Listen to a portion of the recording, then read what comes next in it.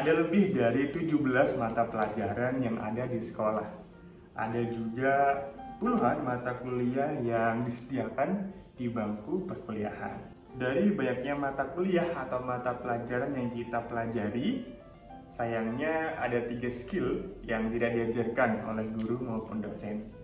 Kira-kira apa aja ya? Hai, selamat datang di Wildanismo, akun YouTube yang bakal bahas produktivitas, belajar, tips, dan trik yang bisa kamu coba. Bukan berarti aku menyalahkan sekolah-sekolah maupun kampus ya, karena memang kampus dan sekolah itu didesain untuk memberikan pengetahuan kepada ratusan ribu atau bahkan jutaan siswa dan mahasiswa. Jadi dalam kurikulumnya pasti ada skill-skill yang diberikan dan juga ada juga skill-skill yang mau nggak mau harus direlakan. Tapi menurutku ada beberapa skill-skill yang memang harus dan wajib dimiliki oleh anak-anak muda. Dari kecil kita pasti dibilangin kalau nggak boleh memilih-milih dalam berteman. Apalagi kalau milihnya berdasarkan etnis, agama, suku, bahasa, dan lainnya. Kita memang seharusnya berteman dengan siapapun, tapi harus ada filter. Banyak tokoh bilang kalau lingkungan itu memiliki pengaruh besar terhadap diri kita. Dan teman adalah salah satu dari lingkungan tersebut. Kita memang harus pinter-pinter melihat mana teman-teman yang mendorong kita untuk mendapat prestasi dan juga produktif. Dan mana teman-teman yang malah menjerumuskan kita ke hal yang buruk yang bahkan kita nggak pernah terpikirkan sebelumnya. Kita boleh kok menjaga jarak dengan teman-teman yang memberikan dampak negatif. Toh itu juga untuk kebaikan diri kita sendiri kan. Kalau bisa, cari circle baru atau teman-teman baru yang lebih berkembang. Karena semakin baik lingkungan, semakin baik teman, semakin mungkin juga kita bisa jadi lebih baik.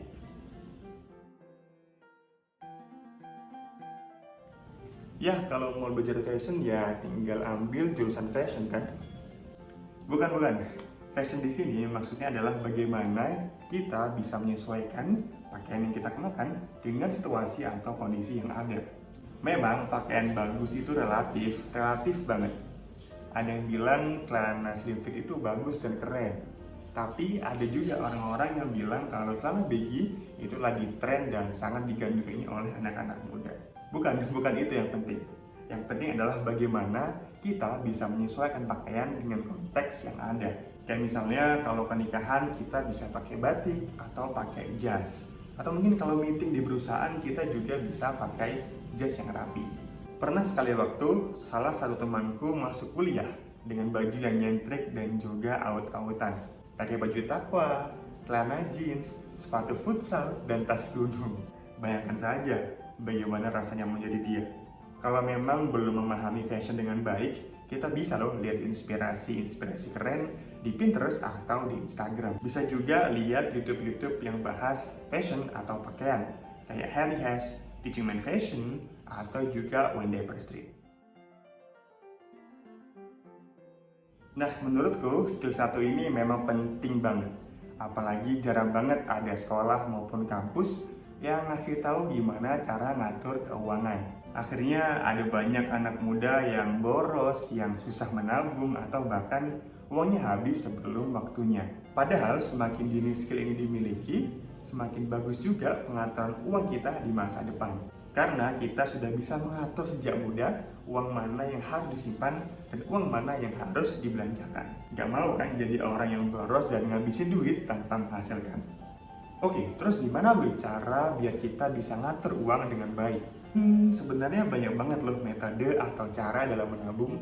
Kamu bisa pakai cara kakek boy ala Jepang, atau juga bisa nabung dengan tabel-tabel lucu, atau juga bisa menabung mata uang tertentu. Kalau aku sendiri pakai metode 50-50. 50% itu aku simpan dan nggak aku sentuh sama sekali.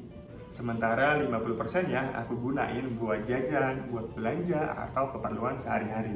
Bahkan gak jarang 50 itu bersisa dan akhirnya aku kirim dan aku tabung di rekening tabungan. Jadi bisa dibilang kadang 50-50, bisa juga kadang 20-80 atau bisa juga 70-30. Kamu bisa loh nyobain berbagai cara menabung dan lihat kira-kira cara mana yang cocok banget buat kamu.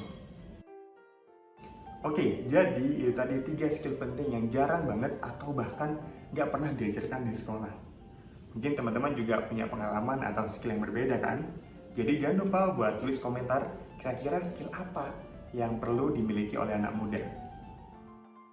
Aku Wildan dan sampai jumpa di video-video selanjutnya. Dadah!